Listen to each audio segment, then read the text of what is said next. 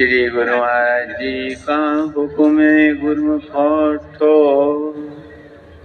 श्री गुरु महाराज जी का हुक्म गुरुमुख होठो।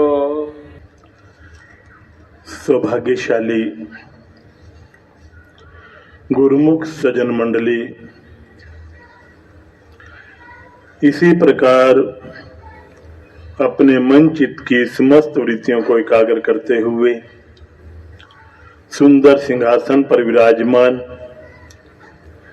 हाजर हजूर श्री सतगुरु दाता दीनदयाल महाराज जी के सुंदर दर्शन दीदार करते हुए अपनी मुख रचना को पवित्र करने हेतु बड़े ही प्रेम सहित मिलकर बोलिए जयकारा। बोल मेरे श्री गुरु महाराज की जय। श्री 108 श्री पंचम पातशाह जी महाराज जी ने प्रयाग सत्संग भवन की रचना रची अपार। सुंदर सिंहासन पर विराज रहे श्री परमहंस अवतार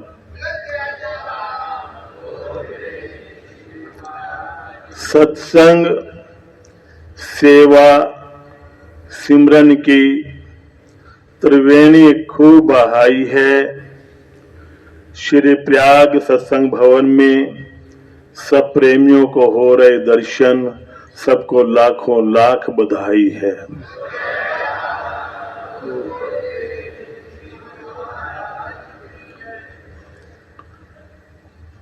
जो नए साल की शुरुआत श्री दर्शनों से करते हैं, श्री सतगुरु जी उनके जीवन में सच्ची खुशियां भरते हैं। जो महीने की शुरुआत सत्संग से करते हैं, श्री सतगुरु जी उनके दामन में भक्ति की दात भरते हैं। जो दिन की शुरुआत सिमरन से करते हैं, श्री सतगुरु जी उन्हें अपने श्री चरणों में रखते हैं।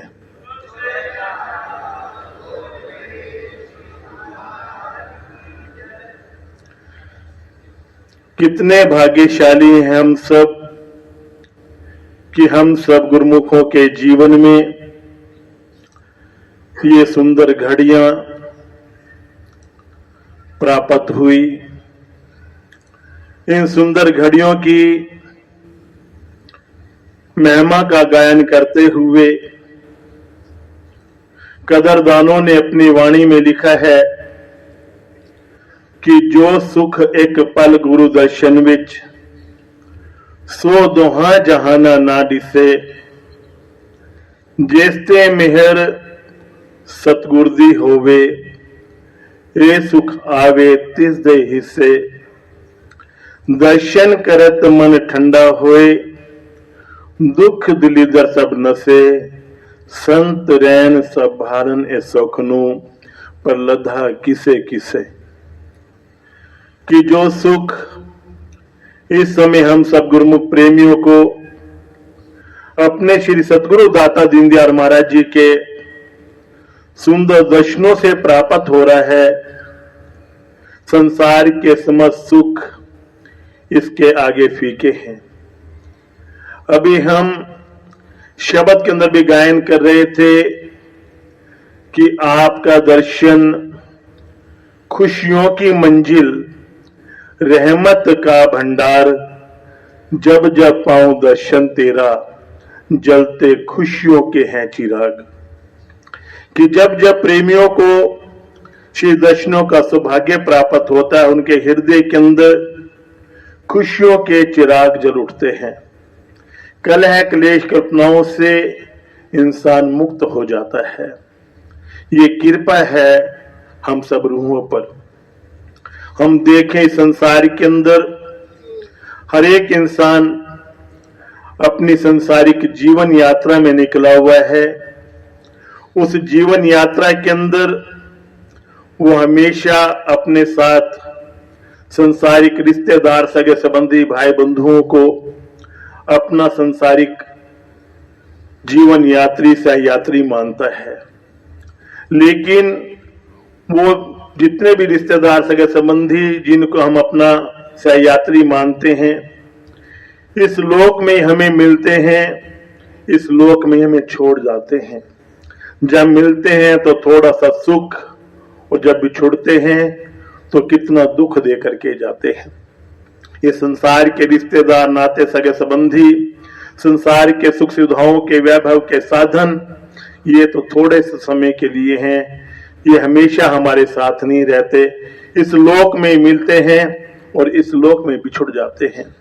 अगर हमारा सच्चा संगी साथी कोई है, वो कौन है, विचार करके देखें। इस संसार के अंदर हमारा सच्चा हितैषी कौन है, विचार करके देखें। सच्चे हितैषी, सच्चा संगी साथी जो इस लोक में भी हमारे साथ हैं, उस लोक के भी हमारे साथी हैं, वो केवल वक़्त के महापुरुष श्री सतगुरु दाता दीनदयाल महाराज जी।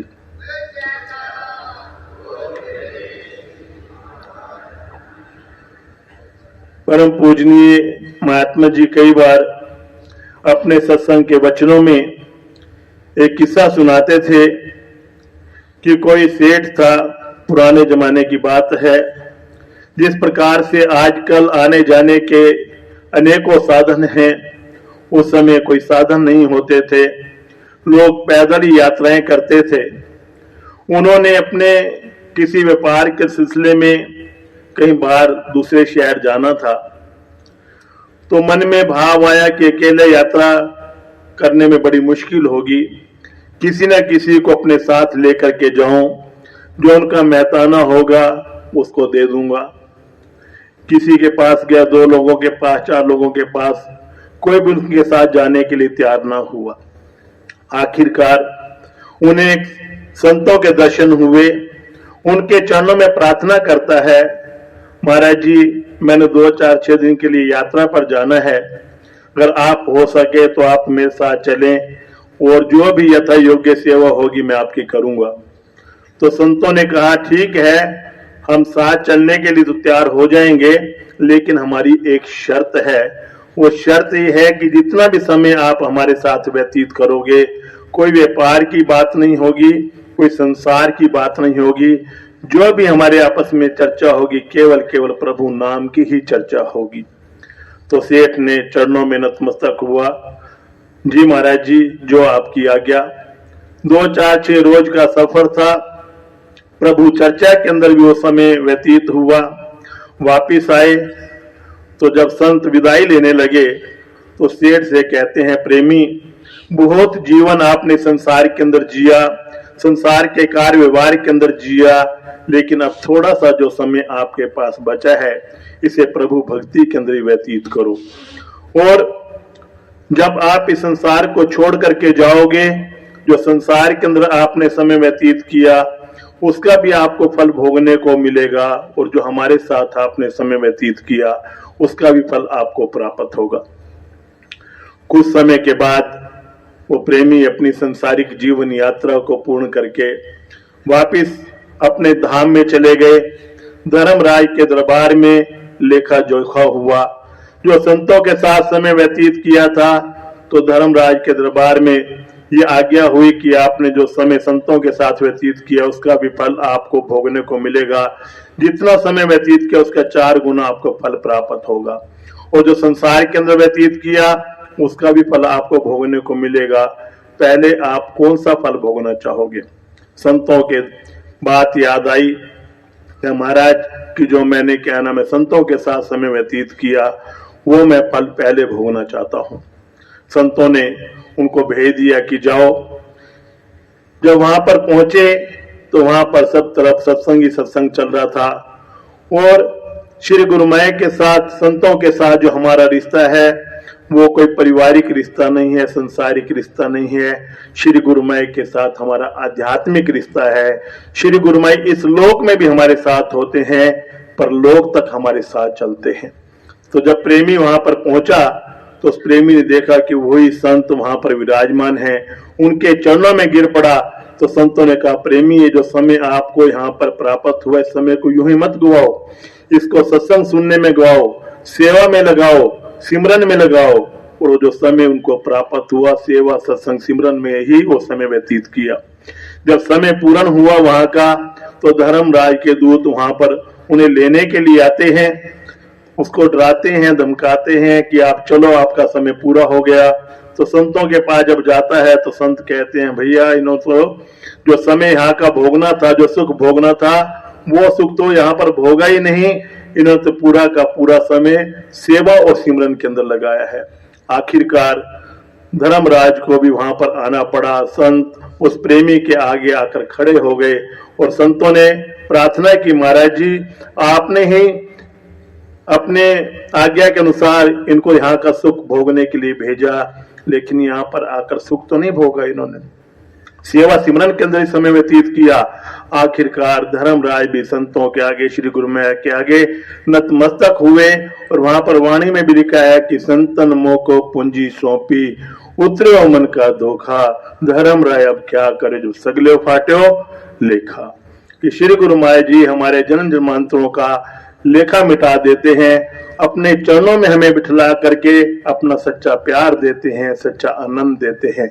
तो हम सब गुरुमुख प्रेमी जन बड़े भाग्यशाली हैं कि हमें अपने जीवन के पल, नए साल की घड़ियां श्री सतगुरु दाता दीनदयाल माई के श्री चरणों में व्यतीत करने का सौभाग्य प्राप्त हुआ। और श्री गुरु माई के चरणों में यही बेनती करें कि दिन महीने साल गुजरते जाएंगे, हम तेरे प्यार में जीते, तेरे प्यार में मरते जाएंगे।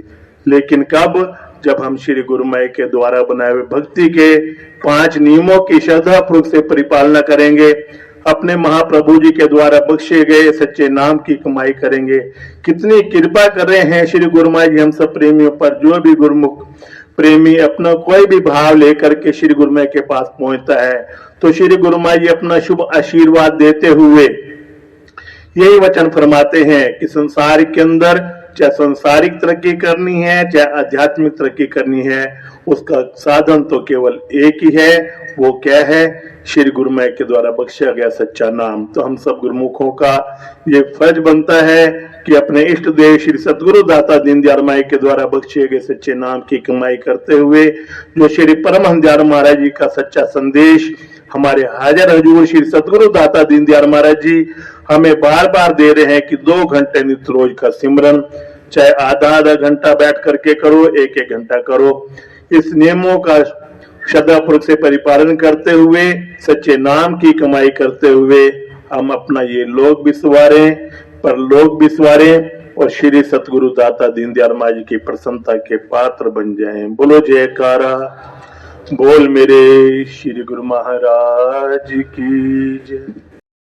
अपने मन व चित्त की समस्त वृत्तियों को एकाग्र करते हुए सन्मुख सुशोभित श्री श्री 108 श्री परमहंस दिव्य विभूतियों का दर्शन ध्यान करते हुए एवं हाजिर हजूर सदगुरु दाता दीनदयाल महाराज जी के सुंदर मनोहारी दिव्य दर्शनों का रसपान करते हुए प्रेम सहित मिलकर बोलिए जयकारा, बोल मेरे श्री गुरु महाराज की जय।